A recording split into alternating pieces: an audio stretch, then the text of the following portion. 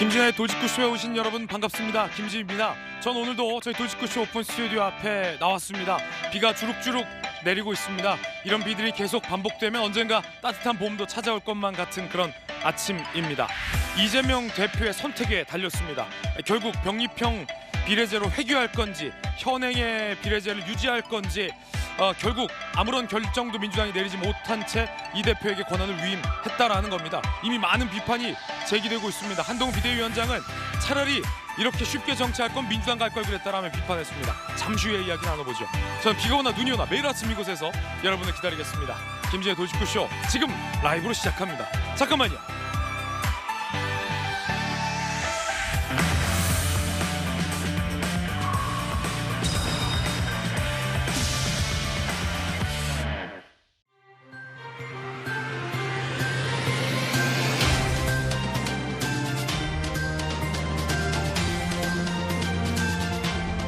신문 읽어주는 남자입니다. 도대체 이번 국회의원 선거 70일도 채 남지 않았는데 비례대표를 어떻게 하겠다는 얘기입니까? 다시 돌아가겠다는 겁니까? 아니면 지금 제도를 유지하겠다라는 겁니까? 여당인 국민의힘에서는 돌아가자라고 이미 입장을 명확히 했는데 민주당이 입장을 밝히지 않고 있습니다.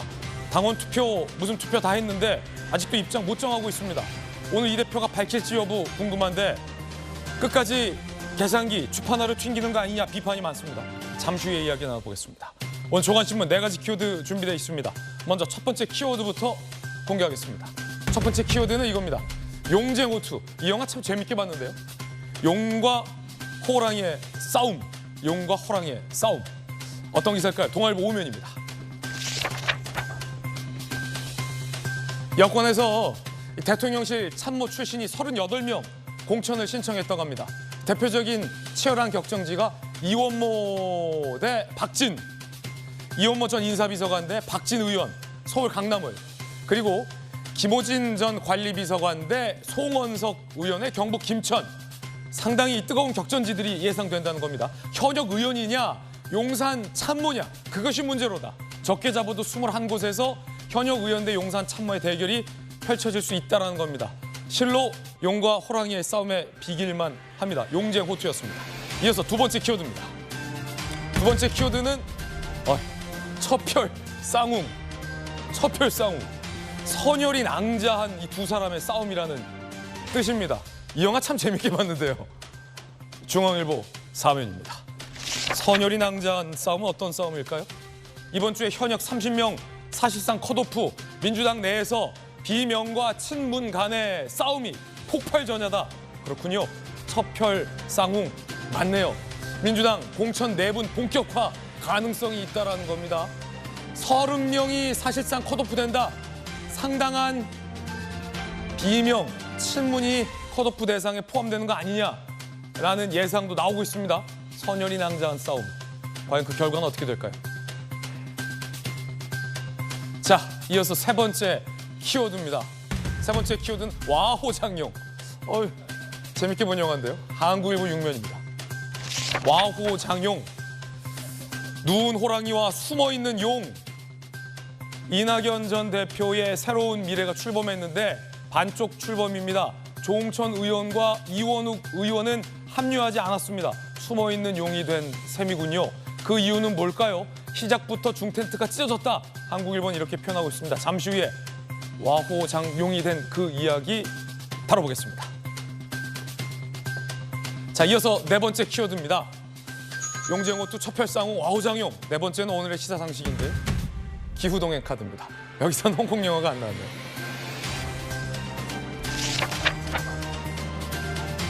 실물은 웃돈 거래되고 있다고 합니다. 기후동행 카드 서울시에서 출범했는데 잘 나갑니다. 서울시의 대중교통 통합 정기권 무제한 교통카드입니다. 65,000원 충전하면 지하철 버스 따릉이 무제한 이용이 가능하다고 합니다. 출범 열흘 만에 32만 장이 팔리는 기염을 토했습니다. 기후동행 카드였습니다. 지금까지 홍콩 영화 제목으로 풀어본 오늘의 신문 읽어준 남자였습니다.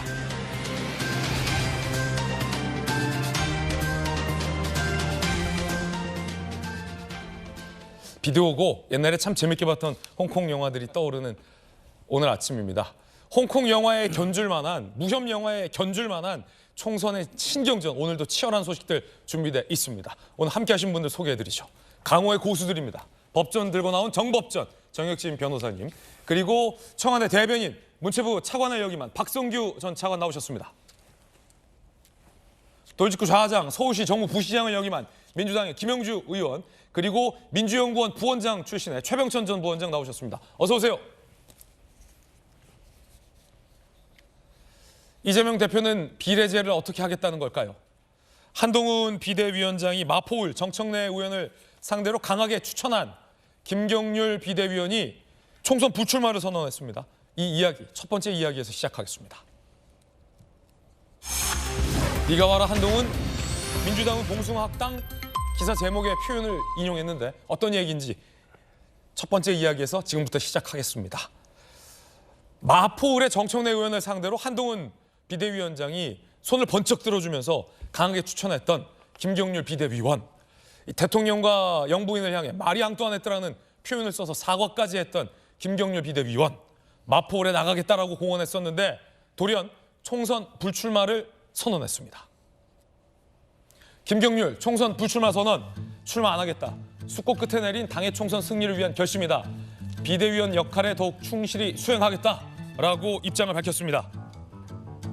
지난 17일 마포울 출마 선언 당시에는 술잔이 식기 전에 돌아오겠다라고 선언했었죠. 들어보시죠. 마포울에서는 이번에도 어차피 정청래가 될 거다라고 자주 섞인 말씀을 하시는 분들이 많습니다. 어쩔 수 없다고 합니다. 어쩔 수 없지 않습니다. 왜냐하면 이번 4월 선거에서 우리 국민의 힘의 후보로서 김경률이 나서겠다고 하고 있기 때문입니다. 약속드립니다. 술잔이 식기 전에 돌아오겠습니다. 감사합니다.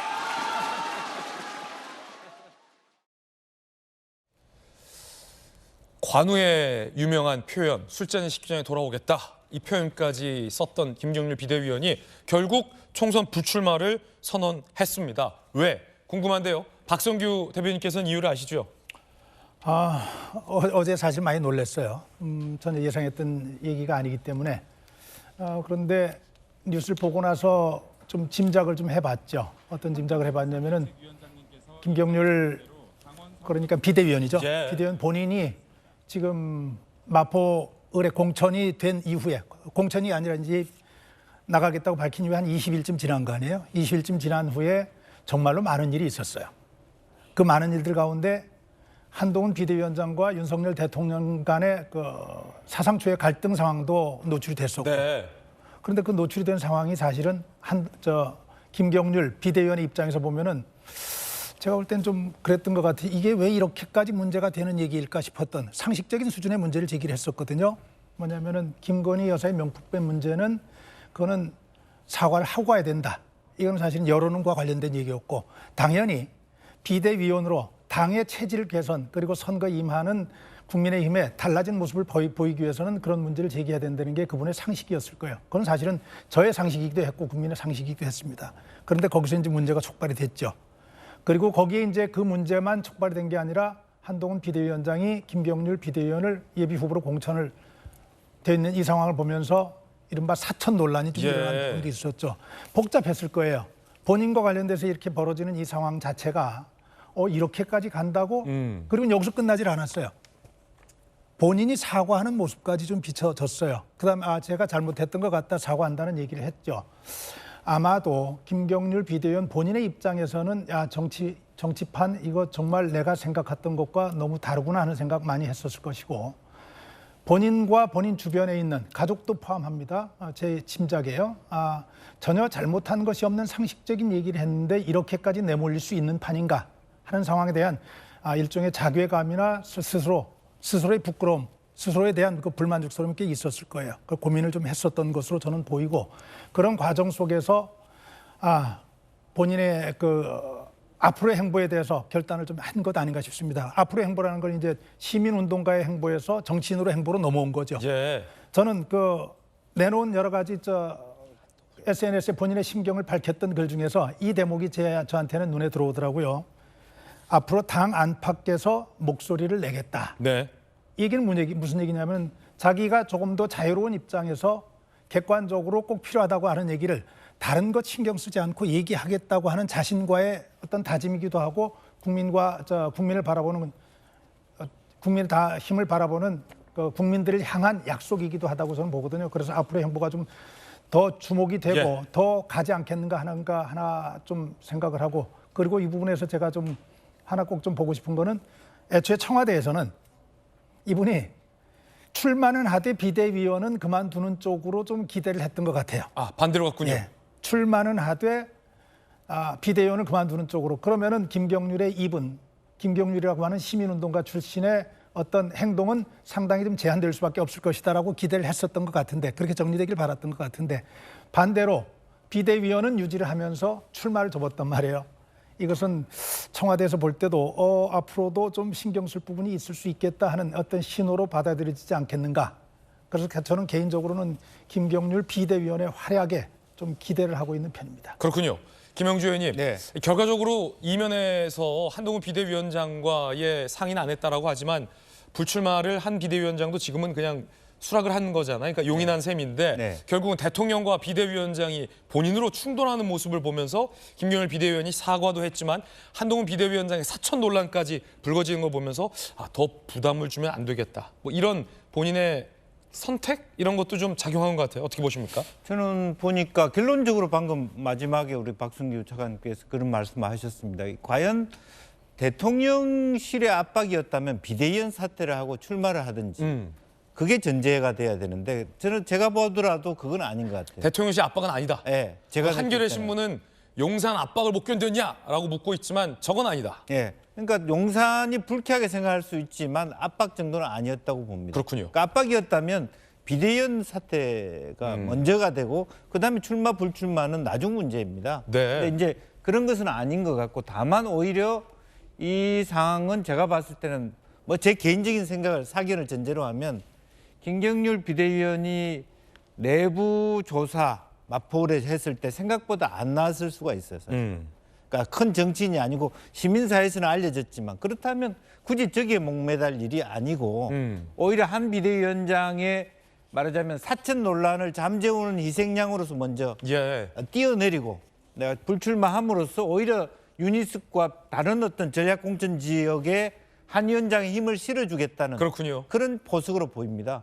경우에 따라서 대통령실과 입장 차이가 나는 한동훈 장의 힘을 더 실어주기 위한 어떤 전략, 네. 꾀가 숨어 있는 게 아닌가 그렇게 그렇군요. 봅니다. 한동훈에게 힘을 실어주기 위한 선택이다. 네. 일종의 전략으로 볼 수 있다는 관측도 흥미롭습니다. 한동훈 비대위원장이 조금 전 기자들에게 이렇게 이 부분과 관련된 입장을 밝혔습니다. 조금 전 상황이니까 돌직구쇼가 가장 빠르게 전달해 드릴 겁니다. 들어보시죠.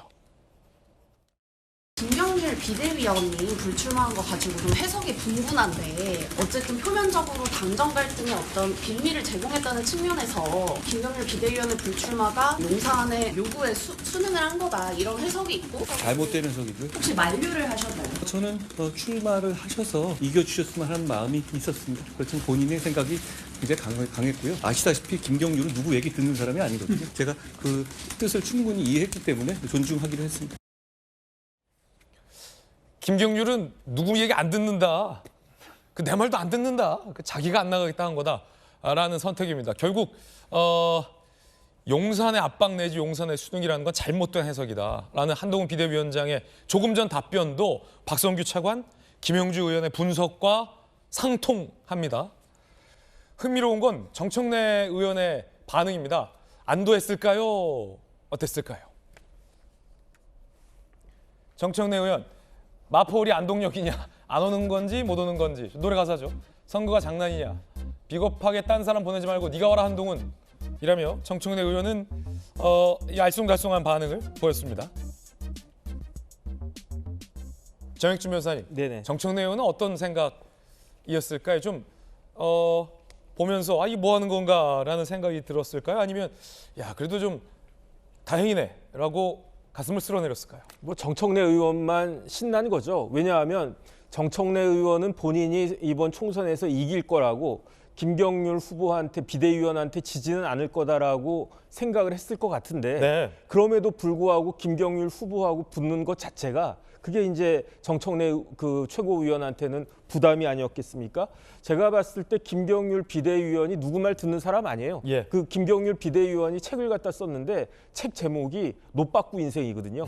그러니까 뭐 누가 뭐라고 이야기한다고 해가지고 그렇게 빠꾸한 일은 없었을 것 같다는 그런 생각이 드는데 그럼에도 불구하고 왜 후보직을 스스로 네. 그 사퇴하였는가? 뭐 사퇴도 아니죠. 왜냐하면은 어젠가 지난주까지인가요? 그 신청을 해야 되는데 그 신청을 안 했을 뿐이지. 그런데 이렇게 정청래 의원과의 대청 전투에서는요. 뭐가 필요하냐면 역량을 결집시켜야 돼요. 아, 대청 전투다. 그러니까 보수의 역량, 그다음 국민의힘 여당의 역량을 쫙 그 결집시킬 수 있는 그런 사람이 나가야 되는데 예. 김경률은 그게 아니란 이야기예요. 그러니까 예컨대 원희룡이나 윤희숙 같은 경우와 달리 김경률은 보수 자체에 대해서도 이렇게 뭐 이런저런 이야기가 나오는데 그러니까 김경률 비대위원 자체가 어떻게 생각하겠습니까? 내가 정청래 한번 잡아보려고 하는데 잡으려면 나를 갖다가 쫙 밀어줘야 되는데 이야기 나오고 저 얘기 나오고 근데 또 누구 탓을 하겠습니까? 내가 부족한 면도 있고 그러니까 승산이 확 떨어지고 그렇게 되면은 괜히 정청래하고 붙었다가 그러다가 큰 표 차이로 지게 되면은 여러 사람들한테 누가 되는 것이 아닌가. 네. 그렇다라고 하면 이쯤에서 신청 안 하고 조용히 뒤로 한 바퀴 그 물러나는 것이 모두에게 좋지 않는가. 저는 그런 생각을 했을 것 같고요. 네. 그다음에 이 시점에서 과연 그렇다라고 하면 뭐 한동훈 비대위원장이 뭐 사천 논란도 벗어나고 대통령께도 어느 정도 면을 세우고 여러 가지가 좋은데 그런데 중요한 건 뭐냐면 한동훈 비대위원장이 다른 건 다 몰라도 면을 구긴 거는 사실이란 말이에요. 그러니까 어떤 사람을 정청래 후보를 맞상대하는 그런 좋은 후보를 찾는 것이 이전보다도 더 큰 부담으로 지금 그렇군요. 그 작용할 것이다. 저는 그렇게 예상이 됩니다. 김경률 비대위원의 책 노빠꾸 인생이요? 네네. 노백의 일본식 표현입니다만 정청래 의원을 상대로 한 도전장은 빠꾸를 한 셈이 된 거군요.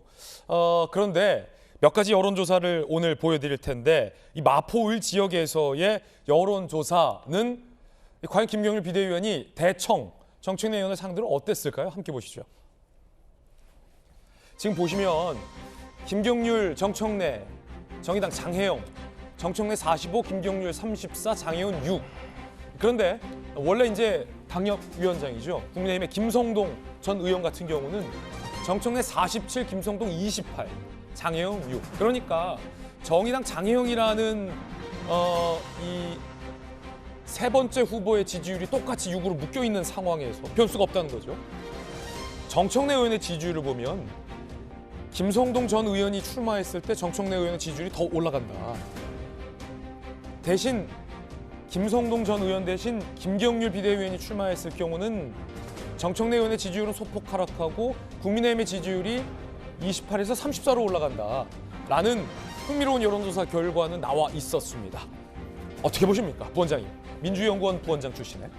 지금 저는 이제 앞에 그 세 분과 약간 의견이 다른데요. 앞에서 말씀하신 것처럼 김경률 비대위원의 쓴 책 제목 자체가 노빠꾸 인생이에요. 노빠꾸 인생은 왜 빠꾸였는지가 핵심이라 생각을 해요. 네. 한동훈 비대위원장의 힘을 실어주기 위해 사퇴한 건 맞는 말일 수 있는데 그러면 어디서 뭔가 압박을 받은 거거든요.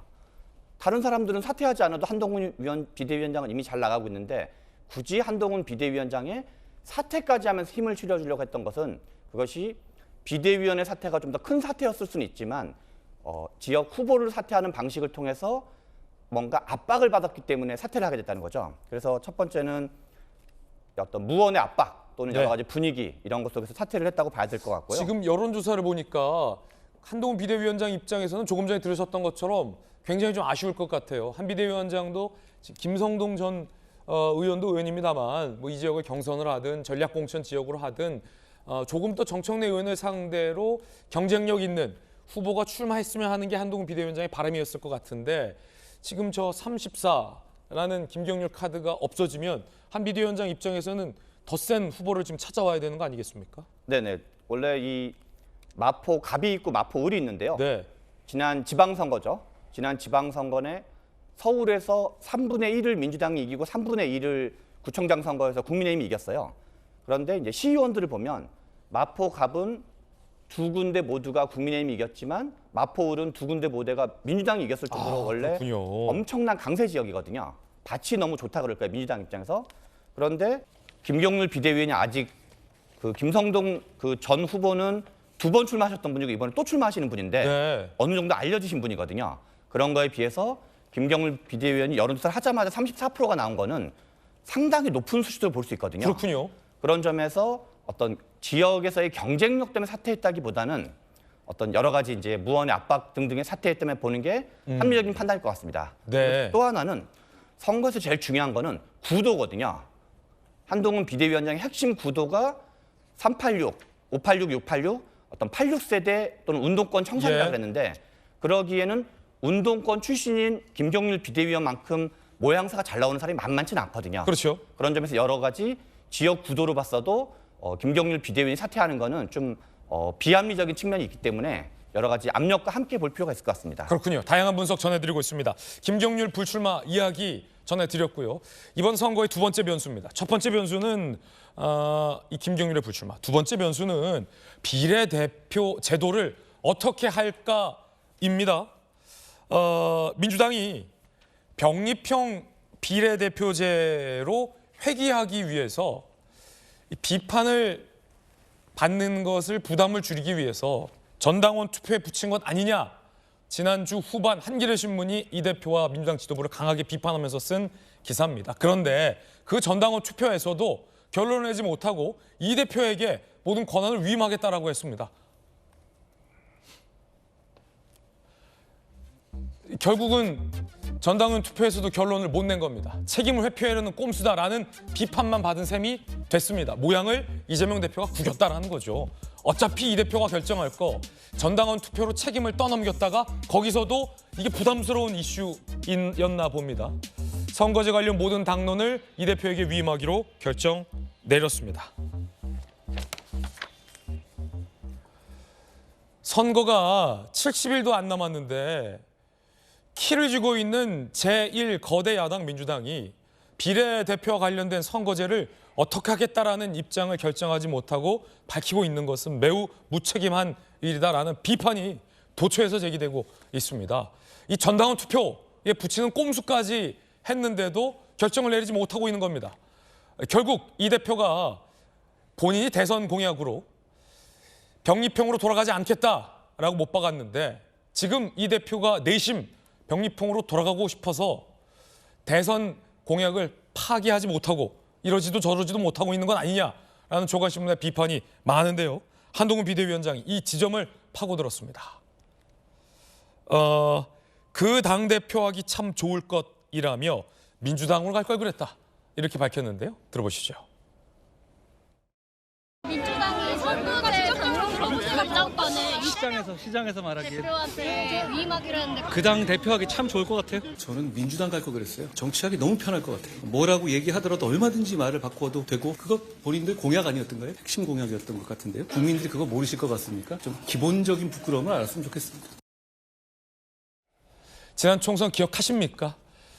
소수 정당의 정치 진입의 문을 열어주겠다라는 대의 명분은 어느새 까먹고 위성 정당을 만들고 소수 정당 중에 참칭 정당들과 총선이 끝나고 세력을 합하면서 연동형 비례대표라는 대의 명분을 정말 헌신짝 버리듯 내팽개쳤던 모습. 이 현행 제도를 유지하자니 국민들 보기에 부끄러웠을 것이고 원래 제도대로 돌아가자고 보니 본인의 대선 공약 파기라는 것이 부담스러웠을 겁니다. 그래도 선거가 얼마 안 남았는데 이렇게까지 무책임해도 되느냐? 김명주 의원님 어떻게 보십니까? 그렇습니다. 그런데 이제 제가 결과적으로 보면 이제 새로운 미래의 창당까지를 좀 보고 결정하자. 결국에는 이재명 대표나 민주당의 최근의 어떤 결정은 지극히 실리형 아닙니까? 예. 결과적으로는 지면 뭐하냐? 이기는 선거. 정당은 자선단체가 아니다. 이 말이 핵심적으로 나누는 것은 욕은 뭐 잠시뿐이다. 예, 뭐 욕을 먹더라도 하겠다. 또 하나는 다른 식으로 얘기하면 당원들이 이재명 대표의 의중을 잘 못 읽어서 거꾸로 읽는 거 아닌가. 당원들이. 네, 그런 불안감도 내심 있었다고 봅니다. 예. 왜냐하면 어제 다르고 오늘 다르고. 예를 들면 지금 제3지대가 잘 나가고 있었을 때 민주당이 갖는 공포는 병립형으로 갔을 때 병립형의 거의 몰표로 양당으로부터 제3지대가 비례대표 의석을 싹쓸이할 가능성도 있다고 보여지는데 어제의 상황은 쪼개지는 분위기란 말이에요. 그러면 이럴 때는 병립형으로 가면 그래도 양당이 먹는 구조가 됩니다. 그러니까 낮 다르고 밤 다른 그런 상황에서 조금 더 시간을 벌고자 하는 어중이 있었다. 네. 예, 그렇게 보여지고요. 물론 저는 이재명 대표의 머릿속을 모르겠습니다만은 그리고 어쨌든 이재명 대표는 양측으로부터 요청을 받고 있어요. 그러니까 정청래 최고라든지 본인 스스로의 생각은 병립형이에요. 그러니까 당 밖에는 유인태나 김부겸이나 이런 분은 또 뭐 당내에서도 마찬가지입니다만 다당제의 길을 가야 된다. 우리 당의 기본적인 노선은 이것이다. 그리고 솔직히 얘기하면 당 밖의 시민사회라든지 좌파 블록은 다당제의 길로 가야 된다고 보는 거거든요. 조국 전 장관도 이 제3세력과 연합해서 200석을 만들자 이렇게 말한 바 있죠. 예. 그래서 본인 스스로도 사실은 양가적 선택 사이에서 고민할 수밖에 없는 네. 상황이기 때문에 어쨌든 그것을 그냥 어차피 전공법으로 할 것 같으면 당원들 투표라는 그 이야기 속에서의 후폭풍이 더 크다고 보고 결과적으로는 지금 상황 같으면 욕을 먹더라도 병립형으로 가는 길을 갈 수 있지 않겠냐 그런 생각이 듭니다. 병립형이 뭐고 준연동형이 뭐고 헷갈리실 겁니다. 오늘 저희 동아일보 논설 주간인 정용관 주간이 아주 흥미로운 칼럼을 썼습니다. 함께 보시죠. 날카롭게 칼럼에서 비판하고 있는데요. 이재명의 주판화의 정치에 휘둘리는 47석 비례제. 정용관 동아일보 논설실장이 칼럼을 썼어요. 47석 비례 선출 방식이란 공적 제도가 이 대표의 사적 이익에 좌우되는 상황 이 자체가 비정상이다. 주판화를 죽이고 있다. 이 대표가 어떤 선택을 내리든 실기했다. 멋지게 지는 길도 추하게 이기는 길도 실기했다라고 정용관 동아일보 논설실장이 강하게 비판을 하고 있습니다.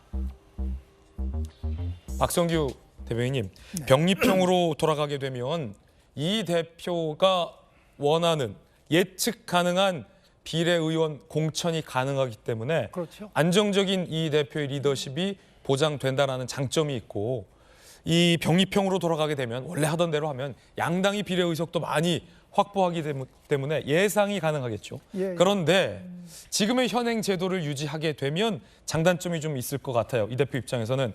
장점은 이 조국 등등 제3지대의 민주당의 우호적인 사람들의 문을 열어줘서 이른바 우호군을 많이 형성할 수 있다는 건데 한 가지 단점은 그 사람들을 어떻게 믿냐. 나는 불신 아닐까요? 이 대표 입장에서. 그래요. 오늘 저도 사실 정용관 실장의 논설을 아주 재밌게 읽었어요. 그리고 예. 역시 실장 수준의 필력은 다르구나 하는 판단을 했는데 그래요. 뭐 이재명 대표는 명확하죠. 지금 고민의 지점은 명분이냐 실리냐죠. 그런데 우리는 그 결과는 다 예상할 수 있죠. 이재명 대표는 무조건 실리를 챙기는 사람이기 때문에 그리고 이제까지 이재명 대표가 공약을 하고 약속을 한 것들이 수도 없이 많았지만은 본인에게 이익이 되지 않고 본인에게 시에 손해가 된다고 생각하면 주저없이 버렸고 네. 그리고 거기에 대해서 일말의 부끄러움을 가지지 않는 사람이기 때문에 저는 뭐 이건 분명하게 이재명 대표가 실리를 추구한 쪽으로 간다고 봅니다. 그러면 그거는 어떤 제도냐면 번역별 병립형 제도예요. 번역별 병립형 제도는 많이 받는 쪽에서 많이 가져가는 것인데 네. 근데 이 부분에 이제 하나 그렇게 예상을 하면서도 짚고 싶은 게 있어요. 그 지난 대선 때인가요? 그 이재명 대표가 비례대표제와 관련해가지고 이런 얘기를 했었어요. 자기의 평생의 꿈 가운데 하나가 다당제를 위해서 선거를 개혁하는 거다. 제도를 다당제가 되도록 선거제도를 개혁하는 게 자기의 꿈이다. 예. 그래서 비례를 강화하는 것이 그건 나 평생의 꿈이다. 다당제를 위해서 이 얘기를 굉장히 강하게 했단 말이에요. 평생의 꿈이라고까지 했군요. 그 평생의 꿈이라고까지 표현했으면 이분 정치 인생의 대부분을 걸어도 될 만큼 가치가 있는 것인데 네. 그 부분에서 지금 주저하고 있는 것이거든요. 왜냐하면은 지금 앵커께서 말씀하셨지만은 지금의 제도로 계속 준연동형 제도로 가게 될 경우에 거대 양당을 제외한 제3당 소수 정당들이 진입할 수 있는 가능성은 대단히 높아져요. 그리고 분위기만 좋다 그러면은 그 소수 정당들을 활용해서 소수 정당들이 민주당의 우군 역할을 하는 국회의원 구성을 할 수 있는 가능성도 높아져요. 지난번 선거 결과 그랬죠. 그렇죠. 근데 여기에 이제 하나의 중요한 변수가 있어요. 이번 선거가 지난번처럼 민주당의 압승으로 끝나지 않을 경우에 또 하나는 지난 선거 소수 정당이 위성 정당이었었죠. 한선교 그때 당시에 이제 야당의 그 위성 정당의 대표 역할을 맡았던 이분이 나중에는 호락호락하지 않았어요. 야당 원래 자기 친정집의 얘기를 잘 듣지 않고 자기 정치를 하면서 그 문제가 컨트롤이 안 되는 상황이 벌어졌었어요. 이른바 위성정당의 배반. 그렇죠. 이게 뭐냐면 이재명 대표는 누구나 다 알듯이 지금 사법 리스크를 지고 있습니다. 다음번 선거가 어떻게 구도가 짜여지고 원 구성이 어떻게 되느냐에 따라서 예. 국회에서 본인을 방어할 수 있느냐, 본인에게 유리하게 가느냐, 불리하게 가느냐 하는 데서 결정적인 힘을 기대하는 그런 마음일 수밖에 없는 거예요. 그런데 만약에 제3당들이 많이 등장해가지고 명분 좋게 다당제는 이루어졌는데 그 3당이 자신의 의지대로 자신의 이익을 위해서 움직여주지 않는다 그러면은 이거 명분은 좋았는데 본인으로서는 정말 낭패스러운 상황이 더 벌어지는 거죠. 아마도 이재명 대표는 지금 그것을 가장 크게 걱정하고 있을 것이고 저는 뭐 오늘 내일 사이에 빠르면 오늘 결정한다고도 들었는데 이재명 대표는 이것저것 따지지 않고 본인에게 도움이 되는 쪽으로 결정을 할 것이다 그렇게 예상을 합니다. 자, 결국 봉숭아학당이라는 비판까지 나왔습니다. 그 다당제 제3당 지역에서 말이죠. 미래대연합. 어제는 전당원 투표로 결정하겠다더니 오늘은 이 대표에게 모든 권한을 이름한다. 민주당의 선거제 논의 과정 봉숭아학당을 방불케 한다라며 미래대연합은 이 대표를 봉숭아학당으로 비판했습니다. 조금 전 한동훈 비대위원장이 이러지도 저러지도 못하고 있는 이 대표와 민주당을 강하게 비판했는데요. 조금 전 한동훈 비대위원장 비판입니다. 5천만이 큰 영향을 받을 선거의 선거제를 이재명이라는 사람 한 명의 기분에 맞춰서 정한다는 게 정말 이해가지 않는 상황입니다. 초현실적이라고 할까요? 게다가 이재명 대표는 이 선거에서 자기를 방탄해야 되는 대단히 큰 이해관계를 가진 사람이잖아요. 이게 민주주의가 맞나 하는 생각이 듭니다. 그리고 그것을 공개적으로 다수당이 이재명 대표의 뜻에 따른다라고 밝히는 것도 정말 코미디 같습니다. 이게 민주주의가 맞고 공당이 맞습니까? 그리고 권역별 비례 긴급 기자회견을 하셨죠? 뭐가 긴급한가요? 전혀 긴급하지도 않고 전혀 새롭지도 않습니다. 이 대표가 입장을 밝힌다라고 합니다. 오늘 권역별 비례로 돌아갈지 아니면 병립형으로 완전히 회귀할지 기존의 비례대표 제도를 유지할지 이 대표의 최후 선택은 어떻게 될지 입장 나오면 속보로 전해드리겠습니다. 한동훈 비대위원장이 김포가 목련 피는 봄이 오면 서울이 될 것이다 라고 김포 서울 통합 카드를 다시 꺼내들었습니다. 저는 우리 국민의힘은 경기의 동료 시민들께서 원하시는 대로 하겠습니다. 서울 편입도 경기 분도도 해당 주민의 뜻을 존중해서 모두 적극적으로 추진하겠습니다. 어제 저는 국민의힘이 국민들께 드리는 연합장의 그림으로 목련 그림을 골랐습니다. 목련이 피는 봄이 오면 김포는 서울이 될 수 있을 겁니다. 동료 시민이 원하시면 저는 국민의힘은 합니다. 고맙습니다. 민주당에서는 사기 공약이다라며 강하게 비판하고 있습니다. 목련 피는 봄이 오면 김포는 서울이 될 것이다. 한동훈 비대위원장. 자, 그러자 이모경 대변인, 목련꽃이 떨어질 때 국민의힘의 사기 공약도 떨어질 것이다. 이준석 대표도 민주당과 함께 비판하고 있어요.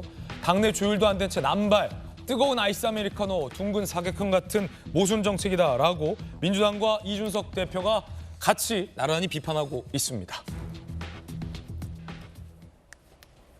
정영진 변호사님 어떻게 보십니까? 글쎄 귀에 쏙쏙 들어오는 것 같아요. 꽃 피는 봄이 오면 김포는 서울이 된다. 이것보다 더 강하게 김포 시민들의 마음을 사로잡을 수 있는 구호가 있을까? 저는 그런 생각이 들고요.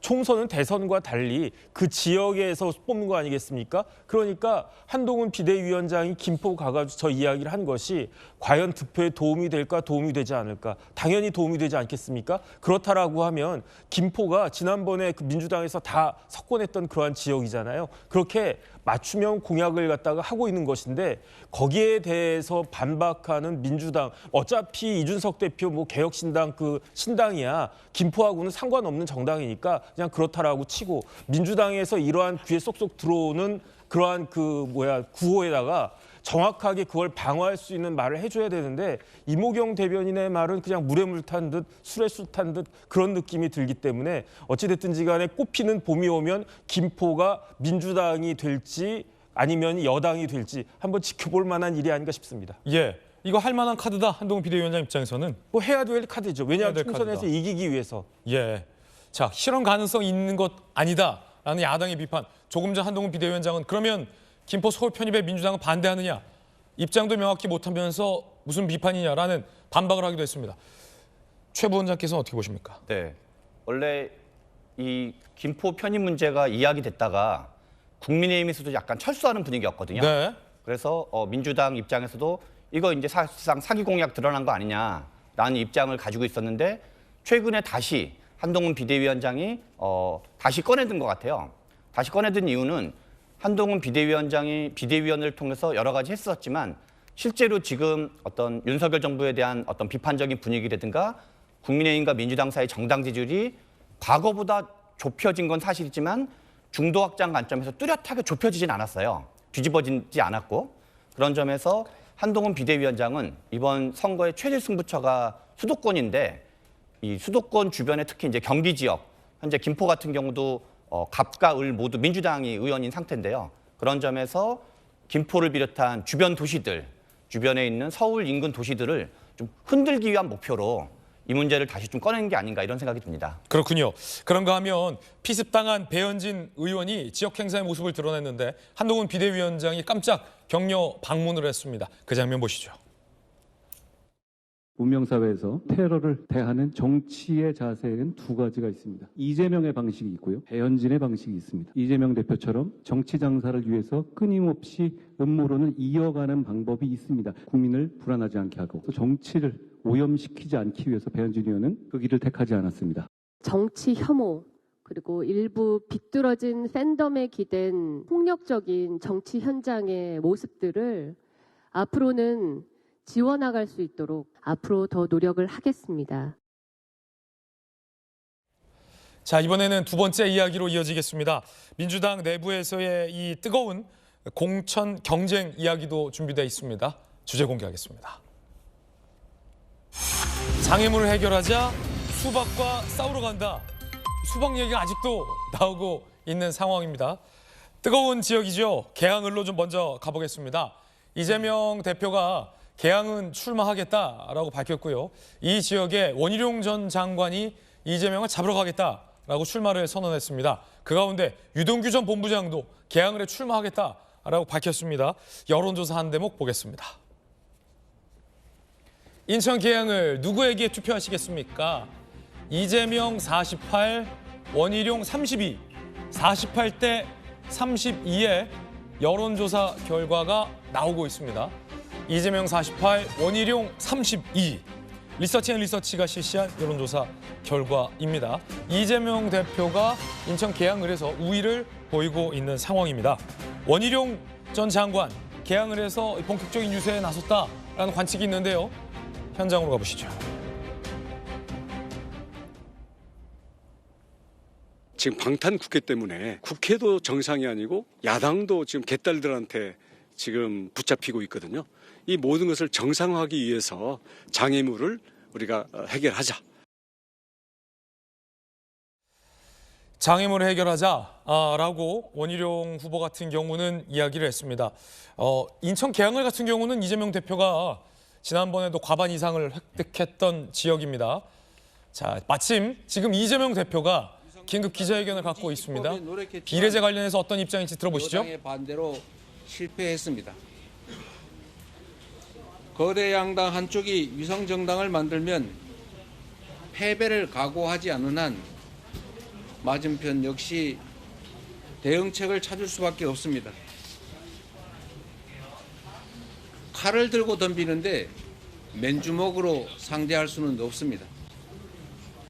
선거 때마다 반복될 위성정당 논란을 없애고 준영동제는 사실상 껍데기만 남는 이 악순환을 피하려면 위성정당을 반드시 금지시켜야 되지만 여당이 반대합니다. 그렇다고 병립형 회기를 우리 민주당이 수용할 수도 없습니다. 그래서 민주당은 제3의 길을 추진했습니다. 국민의힘이 요구하는 병립형 비례를 채택하되 민주당의 오랜 당론인 권역별 비례의 이중 등록을 허용하고 여기서 생길 수 있는 소수정당 배제 문제를 해결하기 위해서 소수정당을 위한 의석 30% 할당 또는 권역별 최소 득표율 3%의 1석을 우선 배정하는 방안이었습니다. 3권역에 3%씩 고루 득표하는 소수 정당은 3석을 확보할 수 있기 때문에 소수 정당 배제 문제는 상당히 완화할 수 있다고 봤습니다. 그러나 여당은 소수 정당 보호 요구한 이중 등록을 끝까지 반대했습니다. 이제 민주당은 권역별 병립형으로 회귀하거나 준연동제 하에서 여당의 반칙의 대응책을 마련하거나 양자택일을 해야 될 상황이 됐습니다. 권역별 병립형은 지역주의 완화 그리고 민주당에 유리한 점이 있지만 소수 정당이 피해를 입습니다. 여당의 위성정당 창당에 맞대응해서 민주당의 위성정당을 창당하는 것은 반칙으로 대응하는 것이어서 정당 방위이지만 결론은 준연동제가 껍데기만 남습니다. 이런 어려운 상황에서 다시 한번 되새겨봅니다. 이 나라의 주인은 국민입니다. 정치는 정치인들이 하는 것 같아도 결국은 국민이 합니다. 존경하는 국민 여러분, 준연동제는 비록 불완전하지만 항상 진척된 소중한 성취입니다. 과거로의 회귀가 아닌 준연동제 안에서 승리 찾겠습니다. 깨어 행동하는 국민들께서 멋지게 이기는 길을 제시해 주실 것으로 믿습니다. 위성정당 금지법을 거부한 여당은 이미 하시는 것처럼 위성정당 총선 승리를 탈취하려고 합니다. 안타깝지만 여당의 이 위성정당을 막을 방법은 전혀 없습니다. 서생적 문제의식과 상인적 현실 감각으로 이상을 추구하되 현실을 외면하지 않겠습니다. 정권 심판과 역사의 전진에 동의하는 모든 세력과 함께 위성정치에 대응하면서 연동제 취지를 살리는 통합형 비례정당을 추진하겠습니다. 민주개혁 선거 대연합을 구축해서 민주당의 국민의 승리를 이끌어 있습니다. 민주개혁 세력의 맏형으로서 더불어민주당이 주도적으로 그 책임을 이행하겠습니다. 존경하고 사랑하는 국민 여러분, 반칙이 가능하도록 불완전한 입법을 한 것에 대해서 사과드립니다.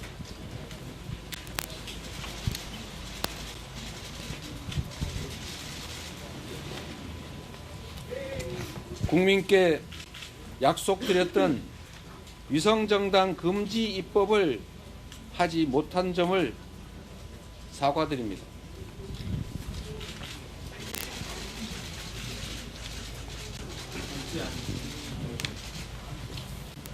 그리고 결국 위성정당에 준하는 준위성정당을 창당하게 된 점을 깊이 사과드립니다.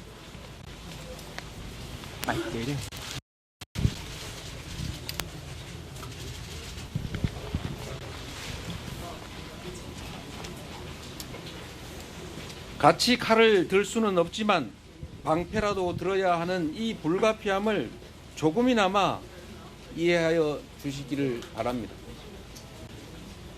저와 생각이 다른 분도 많으실 것입니다. 어떤 결정도 모두의 책임이 있습니다.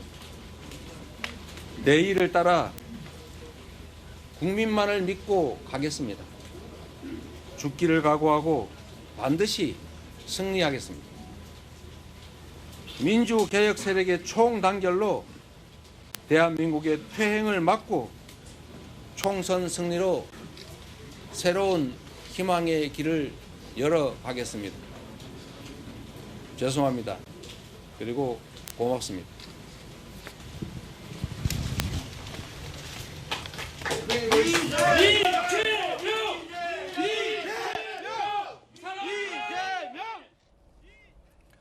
이재명 대표가 이 비례대에 관련된 입장을 밝혔습니다. 예상대로였습니다. 결국 권역별 비례제로 하겠다라는 겁니다. 그러면서 위성정당, 이 참칭정당으로 대변되는 여러 가지 이 참칭정당, 위성정당을 못 막은 것에 대해서 이 대표가 사과를 했습니다. 병립형 비례를 하면서 권역별 비례를 이중 채택하겠다. 결국엔 많은 언론에서 예상했던 권역별 비례 제표제.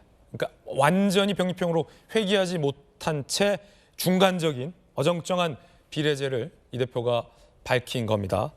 결국에는 예상되는 선택을 했는데 결국엔 이런 비판 이 대표도 자초했다는 측면이 있을 것 같아요. 예상되는 결론을 내면서 이렇게나 많은 시간을 끌었다. 어떻게 보십니까? 그렇습니다. 실제로 보면은 내용을 들여다보면 47석 중에 31석은 양당이 가져갑니다. 네. 30%라면 16석을 권역별 3개 지금 아는 3개 권역별인데 5개, 6개로 3개 권역으로 나눠줄 수 있습니다. 그리고 또 하나 알먹고는 뭐냐면 자기도 준 연동형 위성정당도 내겠다. 준위성정당 내겠다라고 좀 전에 밝혔죠. 그러니까 5개, 6개 중에서 또 먹겠다. 네. 사실은 그걸 토탈로 합치면 아주 민주당이 의석을 가져오는데 극대화하고 또 양쪽에 아까 말씀 올린 것처럼 양쪽의 요청을 답하는 부분이에요. 100% 병립형으로 가지 않고 다당제의 길도 내가 열어놨다.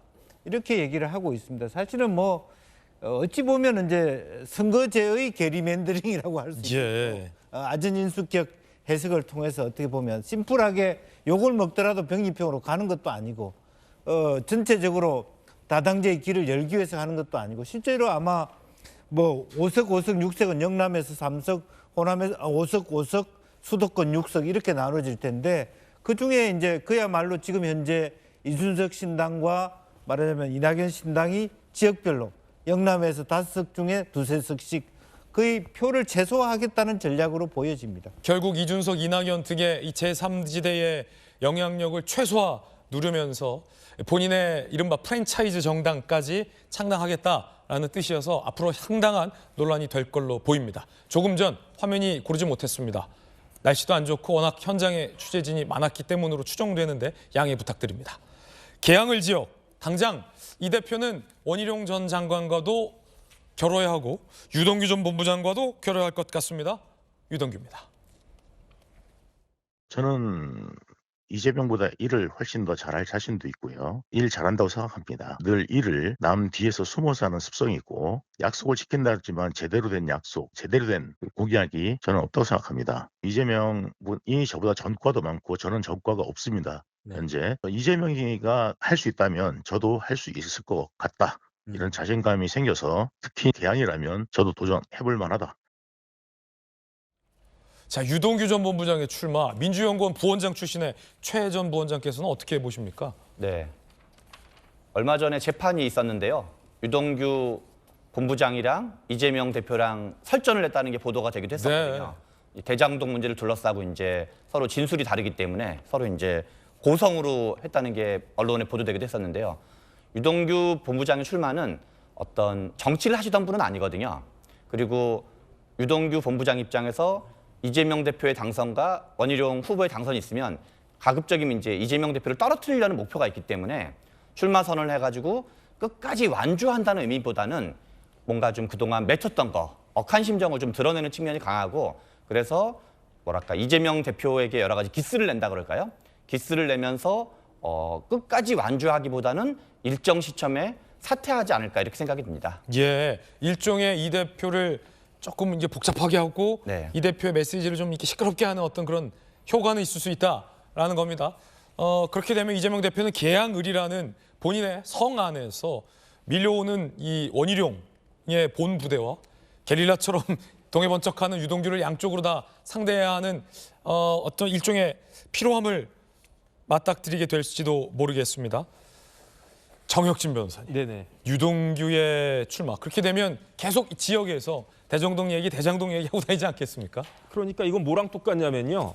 장비가 유비를 배신한 것과 똑같아요. 아, 무슨 말입니까? 그러니까 아니 도원결의 같은 거 하지 않았습니까? 뭐 처음에 3명이 했다가 그러다가 이제 김만배까지 들어가가지고 4인이 도원결의를 해가지고 대장동 일당들이죠. 그건. 그렇죠. 네. 주군을 모시는 거였잖아요. 그 주군이 누구였겠습니까? 이재명 대표 아니었겠습니까? 그런데 장비가 보기에는 유비가 나보다 싸움도 못한 데다가 거기에다가 훨씬 더 뭐라고 그럴까 깨끗하지도 않아요. 나도 깨끗한 사람이 아니지만 유비는 주군이라고 하지만 주군으로 한때 모셨지만 나보다도 훨씬 더 이런저런 그 지저분한 혐의가 많다는 거죠. 나는 전과도 없어요. 거기에다가 내 혐의는 딱 하나밖에 없어요. 대장동. 그런데 유비는 뭐가 있습니까? 쌍방울 있죠. 백현동 있죠. 성남FC 있죠. 공직선거법 위반 있죠. 위증교사 있죠. 법인카드 있죠. 그러니까 내가 개항에 나가도 내가 더 잘 될 수 있다. 이런 식으로 이야기를 하면서 이제 나가겠다라고 하는 건데 저는 어떤 생각이 드냐면 유동규의 존재는 이재명 대표한테는 구두 속에 있는 작은 돌멩이 같은 거예요. 굉장히 불편할 거다. 유동규가 뭐 개항을해서 당선될 확률이 1이라도 있겠습니까? 하지만 그런 걸 다 떠나가지고 그다음에 이거는 개항의 선거 문제가 아니고 이재명 대표 민주당 대표 전체를 저격하는 거기 때문에 개항에서 요만큼 떠드는 게 개항에만 영향을 미치겠습니까? 전체 선거판의 그 구도, 전체 선거 구도에다가도 영향을 미칠 수 있는 거기 때문에 굉장히 아주 불쾌하고 난감한 일이 이재명 대표에게 벌어졌다. 저는 그 생각 듭니다. 그런가 하면 인천이잖아요, 개항을이. 돈봉투 사건에 연루받고 있는 현역 의원들이 인천 의원들이 많습니다, 민주당에. 그중에 탈당한 이성만 의원이 복당해서 출마하겠다라고 밝혔습니다. 돈봉투 의원 중 한 명이죠, 이성만 의원. 민주당은 내 정치 인생의 시작이자 전부 부평갑 예비후보 등록했습니다. 복당까지 신청해서 민주당으로 출마하겠다라고 밝힌 겁니다. 이렇게 되면 개항을 뿐만 아니라 인천 선거에서 이 돈봉투 의혹이 살아있는 리스크가 될 확률도 큽니다. 박성규 대변인께서 어떻게 보십니까? 참 이번 선거를 이제 전체적으로 보면서요. 지금 저 이성만 본인 이제 나선다고 하니까 예비 후보자 되겠죠. 저분 포함해가지고 사법 리스크가 이렇게 많았던 선거가 과연 과거에 있었을까? 선거에 나와서 기소돼 있는 상태, 수사받고 있는 사람들이 선거에 나온 상태이긴 하지만 당선된다고 하더라도 그 이후에 사법 리스크가 현실화됐을 경우에 법에서 당선 무효형 이상의 형을 받을 경우에 물러나야 되는 사람들이 지금 우리가 얼추 꼽아봐도 예비 후보로 나온 사람들이 적지 않아요. 특히 민주당 쪽에 많이 모여 있어요. 이거를 어떻게 봐야 할까? 국회의원 선거 자체가 일종의 국민들에게 지탄받고 희화받는 요인 가운데 또 하나가 되지 않을까 하는 그런 생각들을 합니다. 사실은 이성만 후보는 예비 후보는 저분 구속 상태는 아니지만은 어떤 거였냐면 법원에서 구속영장 청구됐을 때 법원에서 이렇게 했던 걸로 기억을 해요.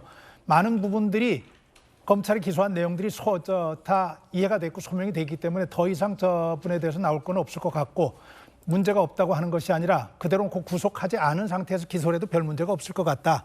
그래서 이분의 그 죄에 대해서는 더 이상 구속해가지고 할 만한 정도가 아니기 때문에 그 판단으로 보면은 죄가 있다고 하는 것이 확인이 된다는 거거든요. 그리고 실제로 지금 돈봉투 의혹 가지고 현역 의원까지 포함해가지고 구속돼 있는 사람들이 많고요.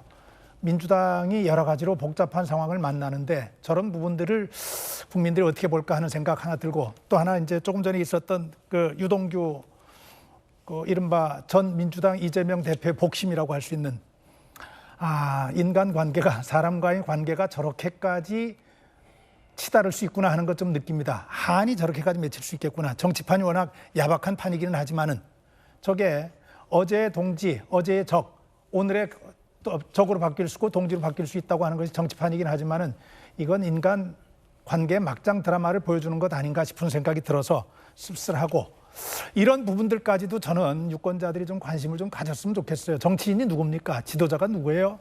우리 아이들이, 우리 젊은이들 보고 그분들의 행동 하나, 말 하나도 좀 따라하고 싶은 이른바 그분을 좀 닮고 싶어 하고 할 수 있는 사람들이 나와줘야 되는 것이 우리 이상적이긴 하지만 그런 정치판 아니겠어요? 거기까지 못 간다고 하더라도 저런 막장 드라마의 주인공들 같은 사람들이 대표로 나올 때 정치 혐오는 더 심해지는 것이고 그런 정치 혐오가 심해지면은 그릇된 사람들에 의해서 테러가 또 일어난 것이고 그런 악순환의 고리가 굉장히 강화되는 것이겠죠. 씁쓸합니다. 예, 물론 이성만 의원 입장에서는 아직 기소조차 되지 않았다라는 항변도 가능할 것 같습니다.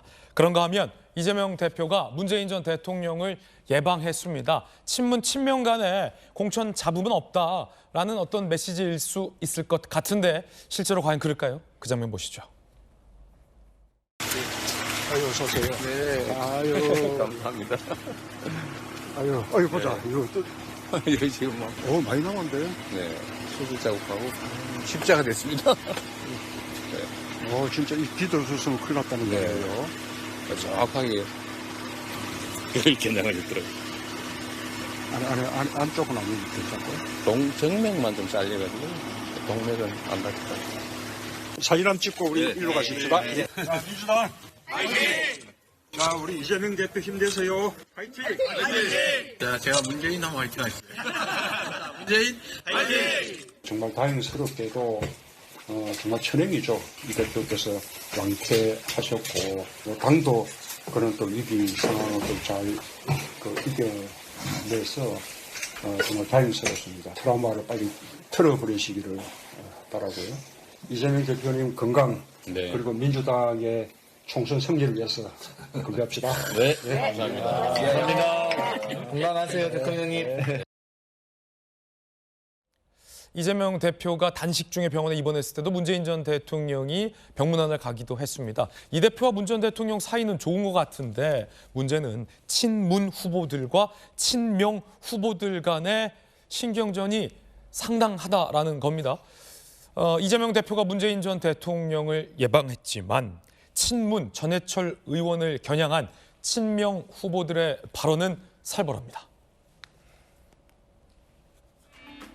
친문 전해철 의원, 삼선의 의원이죠. 어제 민주당 경기 안산 상록갑 공천 신청자 면접 후 친명 양문석 지역위원장 몰래 칼을 찌르는 게 자객, 나는 응징 출마다 라면서 이 수박을 응징하겠다라는 메시지를 또 냈습니다.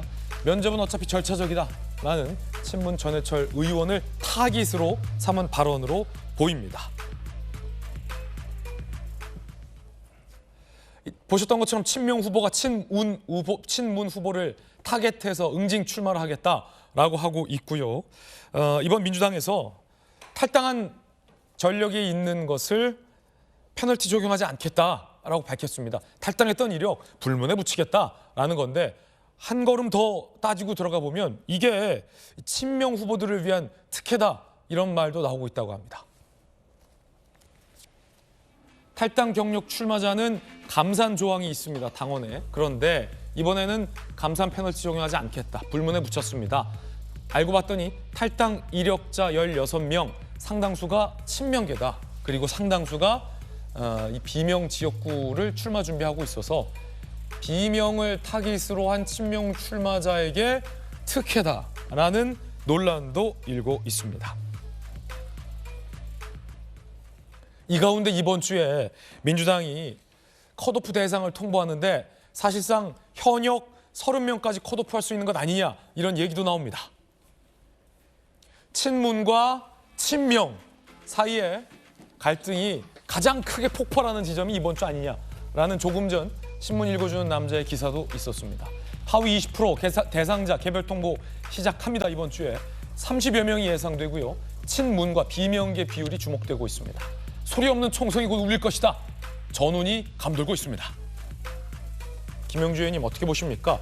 이 대표가 표면적으로는 문재인 전 대통령을 찾아뵈면서 상당히 친문, 친명 사이에 일종의 어떤 유화적인 제스처로 보이긴 합니다만 수면 아래에서는 누군가 얘기했듯이 거의 소리 없는 총성, 전운이 감돌고 있습니다. 네.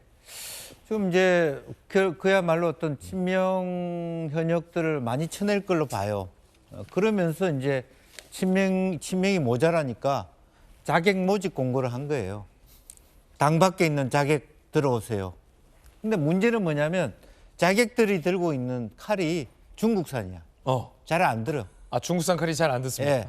지금 전해철 지역도 양문석 들어왔는데 본인은 자객이 아니고 응징 보복인데 보복할 칼이 깨져요. 잘 깨져. 저것 때문에 아마 결과적으로는 친명이 친문을 많이 쳐내려고 하더라도 쳐낼 수 없는 사항도 있다. 그리고 마지막에는 이재명 대표가 그걸 통합이라고 하는 식으로 얼버무려지는 지점도 있을 것이다. 그러나 그 전에 우선 어쨌든 상당수의 현역 하위 30%에 대한 대대적인 어떤 친문 또 비명 학살 공천이 있을 것이다. 저는 그렇게 봅니다. 대대적인 친문을 겨냥으로 한 공천이 있을 것이다 라고 예상하셨는데 혹시 그렇게 보는 근거를 여쭤봐도 될까요? 뭐 그것은 이제 그 전에 이제 공천 자격심사위원부터 위원회부터 여러 가지 어떤 들려오는 소문에 의하면 상당히 어떤 뭐 이미 이 지금 공천은 굳이 국민의힘의 비판을 빌리지 않더라도 이재명 대표 측을 위한 공천 기준이다. 그런 얘기를 많이 있잖아요. 사실은 제가 생각하기에도 복당이 옛날엔 굉장히 어렵습니다. 네. 복당을 하더라도 출마한다는 굉장히 어려운 길인데 그 문을 다 열어놨다라고 하는 부분이고 그러면 이현욱 의원도 다시 복당해도 되지 않나요? 탈당한 이원욱 의원도 왜 복당 안 시키냐? 예, 복당하겠다고 하면 열어줘서 다시 이제는 다시 뭐 경선해도 되는 부분이죠. 이게 사실은 전체적으로 보면 당의 기후를 다 허물어뜨리고 있는 거예요. 네. 근데 어쨌든 많은 전해철 의원이나 경기 지역 특히 의원들은 많은 마이너스 감산에도 자신이 있다고 얘기하거든요. 그런 부분은 실제로 자객으로 오는 분들이 중량감 면에서 현역보다는 교체할 수 있는 부분이 약하기 때문에 그게 아마 이재명 대표의 또 하나의 고민거리가 될 거라고 보여집니다. 그렇군요. 뭐 아직은 컷오프 대상 결과가 발표되지 않았기 때문에 장담할 수 없다, 단언할 수 없다는 말씀도 덧붙이겠습니다. 컷오프 대상 결과가 보도되면 그 결과 갖고도 보도해드리죠.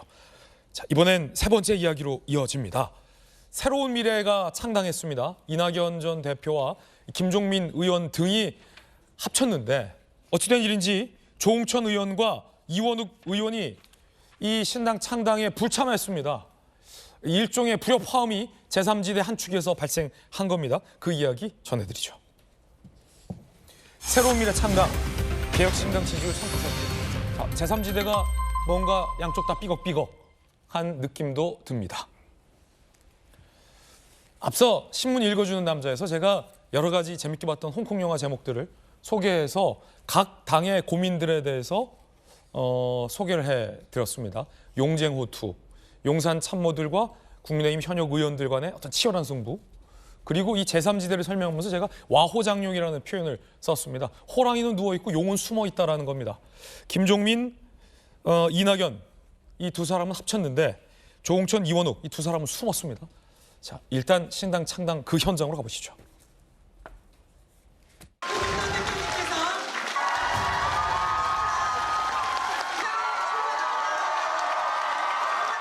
부패와 부도덕의 늪에 빠진 민주당을 대체하겠습니다.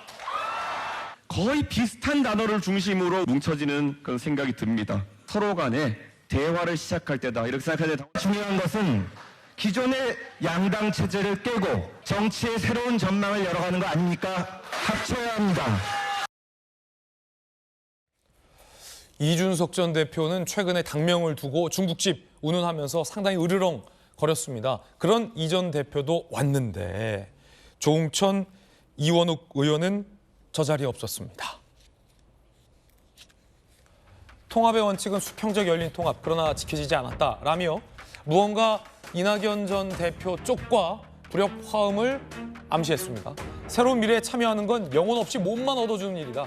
더 큰 통합을 위해 뛰겠다라며 불참했습니다. 이낙연 전 대표는 당황스러운 반응을 보였습니다. 아침에도 통화를 했다. 두 분 다 오는 걸로 알고 있었다라는 겁니다. 왜 그런 걸까요? 저는 두 분 다 오시는 걸로 보고를 받았었고요. 아침에 통화도 했습니다만 뜻밖입니다. 마음고생 많이 겪으셨겠다고 와주시라고. 존중은 합니다만 왜곡은 없어야 된다고 생각합니다. 흡수통합이라는 말은 전혀 사실이 아닙니다. 당원 당규, 정강정책, 사전에 새로운 미래 쪽에서 미리 제안을 했고 그럼에 충실히 진행이 안 됐던 건 당명 문제를 포함해서 여러 가지 그 미래대연합 내부 논의 과정이 막혀 있기 때문이고 제2의 윤영찬 사태다. 이렇게 저희는 당혹스럽게 이 상황을 받아들입니다. 조응천 이원욱 의원 입장에서는 수평적 통합이 안 됐다, 흡수 통합이다라고 문제 제기를 하고 있습니다. 자, 그러자 이낙연 전 대표 쪽에서는 제2의 윤영찬 사태다. 오히려 이 원칙과 상식, 이 3인방 가운데의 통합의 논의를 맡고 있었던 게 조응천 이원욱 의원이었다라며 비판의 화살을 서로 돌리고 있는 상황입니다. 무슨 일이 벌어지고 있는 걸까요? 예, 그만큼 우리가 예상하듯이 제3지대 빅텐트 통합이 쉽지 않다는 것을 상징적으로 보여주는 장면이죠. 많은 사람들하고 똑같이 저도 사실은 좀 당황을 했습니다. 저렇게까지 돼 있는 문제에 대해서. 적어도 그 세 분과 이낙연 신당은 합치는 것이 뭐 큰 문제는 없다고 봤었거든요. 그렇게 갔어요. 근데 표면적으로는 당대당 통합이 아니었다. 서로 간에 합의될 부분들이 있어가지고 합의가 안 된 부분들이 있다 이렇게 얘기했지만 제가 볼 때는 그런 생각이 좀 들어요. 이낙연 신당 중심으로 이낙연 대표 중심으로 이루어지는 이른바 저 당의 체제가 앞으로 제3지대 통합의 걸림돌이 될 것이라고 저 두 분은 생각했던 것 아닌가. 제가 지난번 시간에 여기서 그런 얘기를 좀 드렸던 부분이 있어요. 이낙연 신당이 이준석 신당과의 통합에 있어서 이낙연 신당은 훨씬 더 절박하다.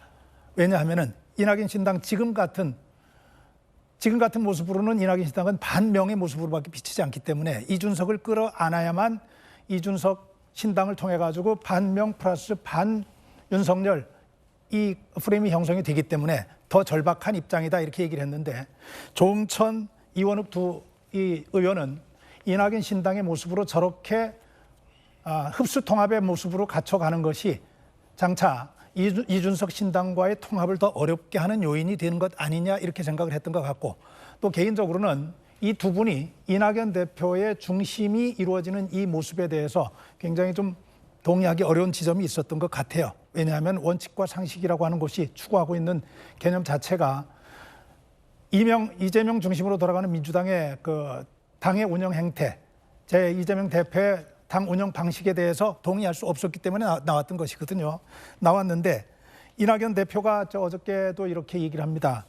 부패와 부도덕의 늪에 빠진 민주당을 대체하겠다 이렇게 선언을 하는데 본인이 이원욱이나 조응천 이 두 사람의 입장에서 볼 때는 그런 민주당의 모습에 이낙연 대표도 일정 부분 같은 책임을 져야 하는 부분이 있다고 보시는 것 아닌가 싶어요. 그래서 이낙연 대표를 앞에 내세운 좋은 모습에 대한 반발, 그것보다는 이준석 신당 쪽으로 좀 힘을 실어가지고 통합의 모습이 더 크게 빅텐트로 이루어지는 데는 어저께 안 가는 것이 좋지 않았겠느냐는 판단을 했던 것 같고 아마 저분들도 제 짐작에는 마지막까지 고민들 좀 많이 했겠죠. 예, 그렇게 되면 최근 이준석 전 대표 쪽과 이낙연 전 대표 쪽의 이른바 당명 문제부터 크고 작은 신랑이 그런데 조응천, 이원욱 의원이 만약에 이준석 신당에 합류하게 되면 결과적으로는 제3당이 각각 뿔뿔이 흩어지는 길 아니냐라는 예측도 많습니다. 언론에서 취재한 조응천, 이원욱 두 분이 합류하지 않은 이유는 무엇일까요?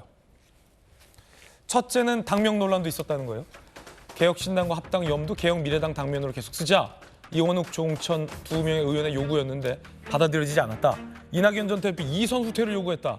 하지만 그건 받아들일 수 없는 상황이다라는 거죠. 글쎄요. 정익진 변호사님 어떻게 보십니까? 글쎄요. 이제 민주당 탈당파가 4명이 아니었겠습니까? 네. 원칙, 상식. 그래서 저는 4명이니까 원칙, 상식 이렇게 그렇게 됐나 보다라고 했는데 제일 먼저 칙이 떨어져 나갔어요. 그래가지고 좀 이상하다 그 생각을 했는데 칙입니까? 이번에는 칙이 떨어져 나갔어요. 칙이. 그런데 이번에는 칙하고 상도 떨어져 나갔네요. 그렇게 보니까 윤영찬 의원 같이 차라리 그냥 남아있는 게 더 낫지 않았나 그 생각이 들고요. 도대체 저분들은 왜 그 탈당을 했나 그게 이상하다 그 생각이 들고요. 그러니까 어찌됐든지 간에 뭐 우리나라 정치권인지 아니면 민주당인지 잘 모르겠지만 참 우리나라 정치계에 있어서는 원칙과 상식이라고 하는 것이 어렵구나. 저는 그런 생각이 드는 게 뭐라고 아무리 이야기를 한들 우리 국민들 일반적인 눈높이에서 저게 상식적으로 보이겠습니까? 그래서 앞으로 어떻게 될지 좀 굉장히 험난한 일이 있을 것 같다는 생각이 듭니다. 왜 안 가신 걸까요? 네, 저도 매우 놀랐는데요. 실은 지금 조응천, 이원욱 의원이 불발된 것만 나왔는데 토요일자에는 합당이 불발됐다는 뉴스가 나왔어요. 네. 토요일 날은 합당이 불발됐다 그랬다가 그래서 불발된 건가? 했는데 일요일 날 다시 합당을 했다 그러고 그런데 또 놀라운 소식이 종천 이원우구에는 불발됐다 그래가지고 뭔가 지금 충분히 외부로 덜 노출된 내부의 자본이 매우 많나 보다. 그런데 이게 좀 더 근본적인 문제는 이낙연 대표님이 하고 있는 그 이낙연 신당 뭐 명칭이 이제 뭐라 하든 간에 지지율이 일관되게 되게 낮게 나오고 있어요. 예. 그리고 지금 현역 의원도 별로 없거든요. 근데 상대적으로 이준석 개혁신당 같은 경우는 지지율이 좀 등락이 있긴 하지만 상대적으로는 지지율이 더 높게 나오고 있는 상황이거든요. 그래서 아마도 뭔가 이낙연 신당과 함께하면 이준석 신당과 함께하기 어렵다는 판단이 종천 이원우 의원 입장에서 있을 수 있었을 것 같고 제 생각에는 지금 이낙연 대표는 그 같이 합당하고자 하는 분들이 이낙연 대표 합당하면 뭐를 얻을 수 있는지 왜냐하면 지지율이 높은 것도 아니고 현역이 많은 것도 아니고 어떤 지역적 기반이 튼튼한 것도 아니기 때문에 저는 이후에 통합 논의나 새로운 논의는 그것들을 하더라도 지금 이낙연 대표가 뭔가 광주 출마 같은 광주에 출마한다든가 그런 걸 통해서 어떤 새를 규합하는 것을 보여줄 필요가 있지 않나 이런 생각이 듭니다. 그렇군요. 이준석 전 대표 입장, 이번에 이제 개혁신당의 대표가 됐죠. 이준석 대표 입장에서도 고민은 있습니다. 지지율이 3% 나왔다는 겁니다. 민주당 35, 국민의힘 34, 개혁신당 3, 이낙연 신당 3. 여전히 중국집을 열었는데 손님들이 안 간다는 겁니다. 20%의 손님들은 이준석 중국집도 안 가고 이낙연 중국집도 안 갖고 있다는 겁니다. 이 대표 비유대로라면. 지역별 개혁신당 지지율을 보면요. 서울 3, 인천 3, 대전 3, 광주 2, 대구 경북 7, 부울경 2. 전국적으로도 안 팔린다는 겁니다.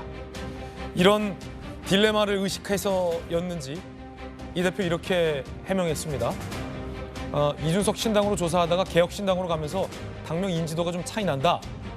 결국 소위 중국집 간판 때문이다 라는 겁니다. 그럴 수도 있을 것 같은데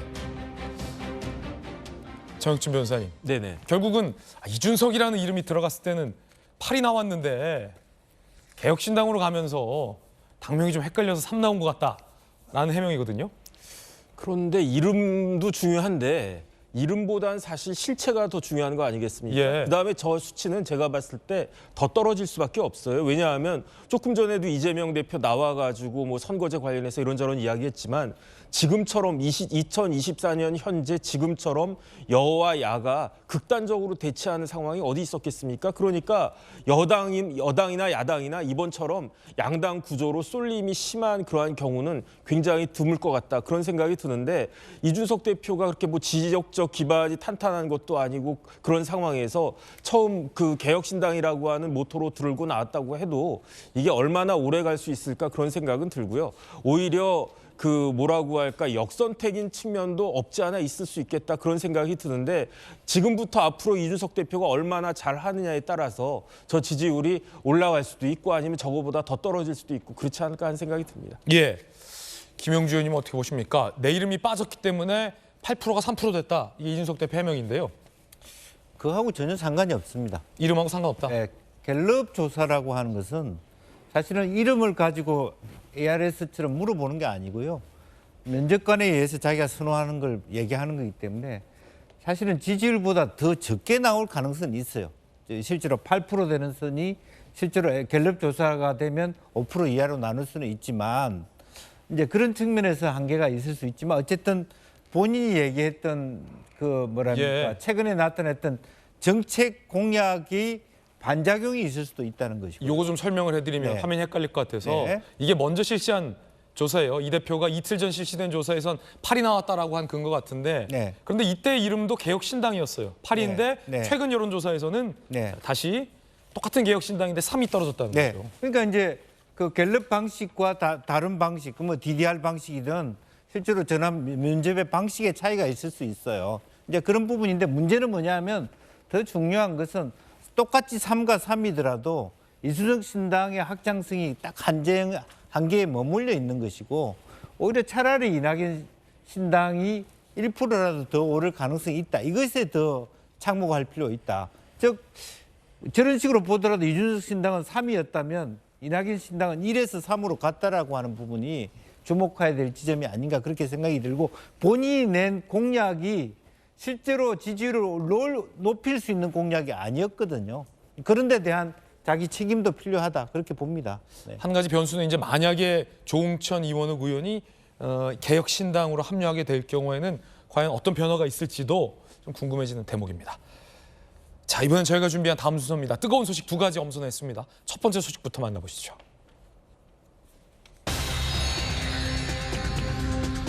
구정 연휴 이후에 검찰이 김혜경 씨를 기소할 방침이다라는 얘기가 보도되고 있습니다. 이미 배 씨 등에 대해서도 사법 절차가 진행 중이고 이 공익 신고자의 폭로와 증거도 비교적 선명하다라는 검찰의 판단이었던 것 같습니다. 관련자들의 이야기 들어보시죠. 지난번 영수증 가져가서 오늘 13만 원이 넘거든요. 오늘 거 12만 원 하나 긁어오고요. 지난번 거하고 오늘 나머지 거하고 합쳐갖고 하나로 긁어오세요. 알겠습니다. 무슨 말인지 알죠? 네, 12만 원에 말씀되는 거죠, 양쪽으로. 네, 12만 원 안쪽으로 2장으로. 안심이 열당하면 안 되면 안심하고 중심하고 섞어서 해달라고요. 12만 원 넘는다고 하면 그래도 시켜요? 12만 원씩 달라달라고요. 아 근데 저기 사모님 진짜 양 많으신 거 아니에요? 드시는 거 보면 12만원을 아드님들이 드시나? 나는 개인적으로 희생충이다. 밑에 사는 희생충이 14일이면 구정 연휴 거의 직후라고 볼 수 있겠죠. 경기도 법인카드 유용 의혹, 이재명 대표 아내 김혜경 씨를 구정 연휴 직후에 기소할 방침이라는 보도가 나왔습니다. 공직선거법 위반, 2021년 8월 대선 후보 경선 중 민주당 관련 인사 3명 점심 식사한 뒤 경기도 법인카드로 결제한 것. 이게 사실은 배우자가 쓰면 안 되는 카드죠. 업무상 배임, 2018년 7월, 2021년 9월 개인 음식값을 경기도 법인카드로 결제한 것. 법카 유용 의혹의 공범으로 기소할 방침이라는 겁니다. 공직선거법 위반 혐의와 관련해서 김혜경 씨는 나는 결제된 걸 몰랐다라고 해명하고 있는 입장도 전해드립니다. 정혁진 변호사님. 네네.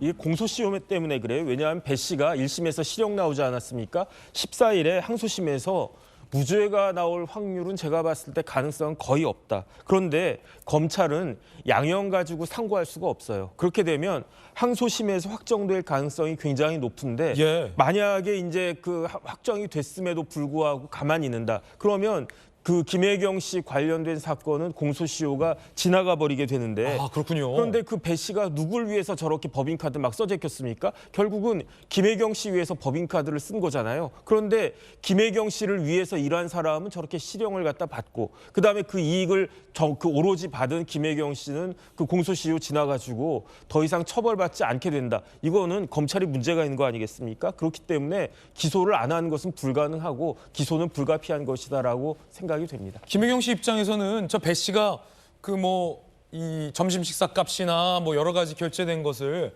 법인카드로 이렇게 결제하는지 몰랐다라는 입장도 일부 나오고 있는데요. 그런데 그 이야기는 법원 가서 잘 해가지고 그때 무죄 받으면 되지. 지금 같은 상황에서 검찰이 그 이야기 받아주고 그 기소를 갖다 안 한다, 불기소를 한다. 그럼 그걸 누가 그 인정을 하겠습니까? 정익진 변호사님이 검사라면은 법인카드로 배 씨가 나를 위해 결제하는지 몰랐다라는 김혜경 씨 해명을 믿으실 겁니까? 안 믿으실 겁니까? 제가 봤을 땐 기소하고요. 노받고 될 것 같습니다.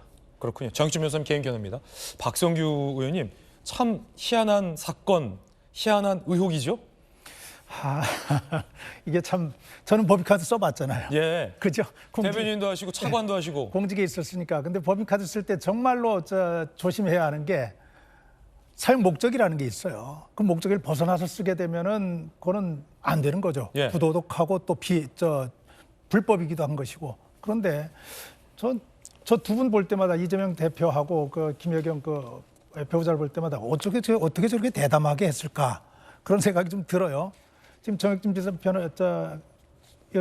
정확하게 말씀하셨는데 이익을 본 사람은 처벌을 받지 않고 그분이 이익을 위해서 갑의 위치에서 을의 입장에 있었던 사람을 지시해가지고 지시를 받았던 을은 처벌을 받는다 그러면 그 법이 정의가 아니죠. 공정한 세상도 아니고 저는 이 문제가 이렇게까지 끌어질 문제였는지에 대해서도 의문이 있는데 빨리 결론이 나야죠. 그런가 하면 윤석열 대통령이 7일에 방송될 신년 대담회 녹화를 마쳤습니다. 그런데 저희들의 취재에 따르면 대통령이 사전에 참모진의 예상 질문을 거절하고 내 생각대로 진솔하게 답하겠다라고 나섰다라는 보도도 나왔습니다. 함께 보시죠. 어떤 질문이든 다 받겠다. 준비해준 답이 아닌 나의 생각을 솔직하게 얘기할 것이다 라며 참모진이 써준 예상 어떤 질문지와 답변을 거절했다라는 취재가 됐습니다. 저희들이 취재에 따르면 명품 가방 수수 의혹에 대해서도 윤 대통령이 입장을 이미 밝힌 것으로 녹화 때 이렇게 취재가 되고 있습니다. 어떤 입장을 예를 들어 밝혔을까요? 윤석열 대통령이 모든 질문이 받겠다고 말씀을 하셨으면 실제로는 방송 대담을 할 것이 아니라 기자회견을 했어야 되는 것이거든요.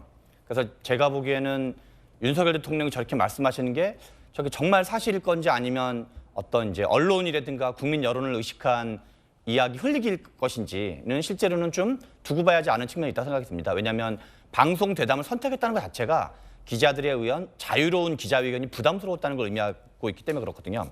두 번째로는 우리가 사과를 할 때 우리나라 정치에서 지지율 반등에 도움이 되는 사과가 있었고 지지율을 더 떨어뜨리는 사과가 있었어요.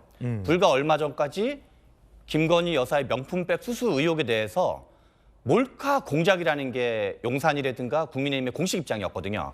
국민적 눈높이에서 잘못한 걸 잘못했다고 인정하고 겸손하게 사과했으면 실은 국민들도 이해해 줄 수 있는 부분 충분히 있음에도 불구하고 계속 몰카 공작이라고 했었는데 만약에 과거에 국정농단 사태가 있을 때 박근혜 전 대통령이 최순실 씨와의 관계에 대해서 뭔가 애매하게 사과를 썼거든요. 그러니까 오히려 국민적 불신을 계속 키우면서 오히려 사태를 점점 키운 적이 있었는데 이번에도 윤석열 대통령께서 국민적 의혹을 뭔가 이렇게 해소하는 방향으로 겸손하게 인정할 거 인정하고 재발 방지책을 방지하는 걸로 약속을 하지 않고 마치 몰카 공작 비슷한 것처럼 나오면 오히려 사과를 안 한 것만도 못한 방향으로 갈 가능성도 있으니까 그 점을 좀 유념하고 좀 눈높이에 맞는 사과를 해줬으면 합니다. 예, 자 과연 어떤 얘기 입장이 나올지 지켜봐야 될 것 같습니다.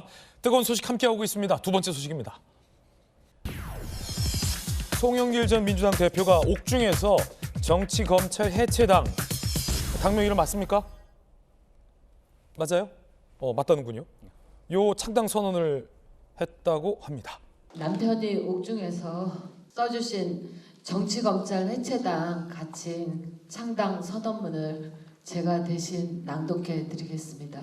정치검찰 해체를 위해 선봉에 선 사람들, 이와 함께하는 사람들의 의지를 모아 정치검찰 해체당 창당을 선언한다. 나라의 주권을 팔아먹고 한반도 핵전쟁 위기를 관리할 능력을 상실한 무능한 윤석열 검찰 독재 정권 조기 퇴진을 위해 정치검찰 해체당이 선봉에 서고자 한다.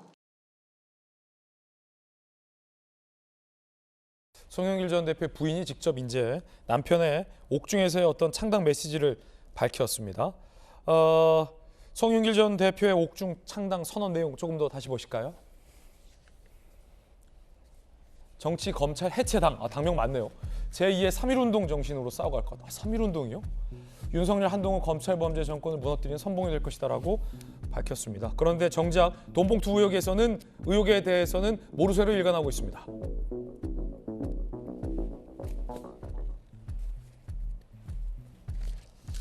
자, 범행에 공부한 바 없다.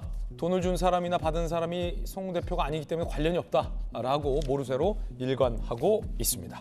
김영주 의원님, 네. 어떻게 보십니까? 사실은 죄송하지만 조폭 보수보다 못하다고 생각해요. 너무 강한 메시지인데. 네. 정말로 자기가 하지 않고 자기가 모르는 일이라도 그걸 자기가 대신해서 감옥 가겠다. 정말 송구하다. 그거로 끝나야 될 일입니다. 저걸 3월 1일 날 창당한다 그래요. 3.1운동 정신을 저렇게 대치해가면서 자기 정치 검찰 해체당 한다는 것은 그야말로 분명히 이미 녹취를 통해서라도 일부 드러난 거 아닙니까? 그것에 진협을 들어서 영길이 형하고 얘기했어. 이런 부분들이 점점 드러나는 부분에 대해서 물론 그것을 자기를 저렇게 깎아내리기 위해서 투옥시키기 위해서 검찰이 왜곡했다. 뭐 그렇게 했으면 그에 대한 뭐 증빙 자료라도 내면서 이게 억울함을 호소해야 되는데 참 그렇지 않았다라고 하는 부분이 안타깝고요. 정말 그런 의미에서 제가 뭐 센 발언을 했는데 최소한 자기로 인해서 그런 일이 있고 윤관석 의원 뭐 실형을 받고 뭐 이승만 의원조차도 물론 뭐 그 감옥에 있는 건 아닙니다만은 그런 정도 했으면 자기가 모든 걸 안고 어쨌든 내 부독의 소치다라고 정리를 해야지. 그것을 가지고 나는 저 부분은 내하고 상관이 없다라고 하는 리더를 누가 따라가겠습니까? 저는 리더도 아니고요. 장담할 수 있는 어떤 지도자가 아닙니다. 거기까지 하겠습니다. 김영주 의원의 돌직구였습니다. 저희들은 60초 광고 보고 돌아와서 못다한 이야기 김진애 더 라방으로 이어가겠습니다. 비 내린 월요일 아침 저희들이 준비한 소식 모두 다 전해드렸습니다. 지금부터는 김진애 돌직구쇼 유튜브 계정에서만 시청하실 수 있는 김진애 더 라방 시작됩니다. 오늘 본방에서 못한 얘기가 사실은 참 많습니다. 못다한 이야기 지금부터 김진애 더 라방에서 더 시원하게 이어가겠습니다. 많은 참여 부탁드립니다. 오늘 하루는 분명 어제보다 나을 겁니다. 좋은 하루 되십시오. 고맙습니다.